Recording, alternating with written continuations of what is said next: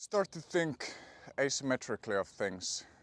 What I mean by that is that you don't actually have to be providing someone else the exact same thing of what they provided in the exact same amount to like make that exchange mutually beneficial, to kind of keep both sides happy. Classic example of this would be money. Let's say you're with someone who's way wealthier than you, or someone who's less wealthy. What the wealthier person actually cares about is not that you would like be able, if you go out to eat, let's say, that you would be able to split the check. Like they would be more than happy to pay, but like for them paying, you actually gotta be like providing something else in return, if that makes sense. And actually, side note here,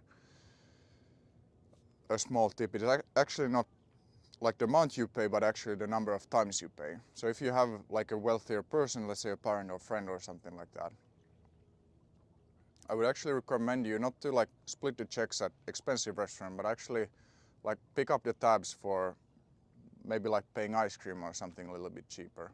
Because it's actually not the amount they care about, it's like the amount of times they have to pay.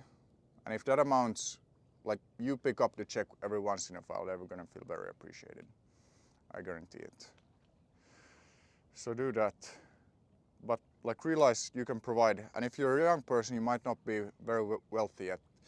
Realize that older people want to hang out with you, not because you don't have money, but like by virtue of being young. So actually by being very young and coming into an older person's life, they value that immensely. You probably heard a million times like, you gave me so much energy when you came and visited, maybe from a grandparent. And it's like really by you being energetic young person, like simply by showing up there, you provide a lot of value to that person. So start to think asymmetrically. And either if you're like an old person or a young person, like start hanging out with each other. The old person usually has money and experience, and the young person has kind of that energy, which is needed to kind of sustain the old person and kind of keep them from declining or declining fast. And kind of like a slow, gradual decline until they drop dead. So, and that's kind of maybe what mentorship is sort of about. Like the more experienced person getting the energy and getting to give advice and like feel appreciated and that kind of thing. So yeah.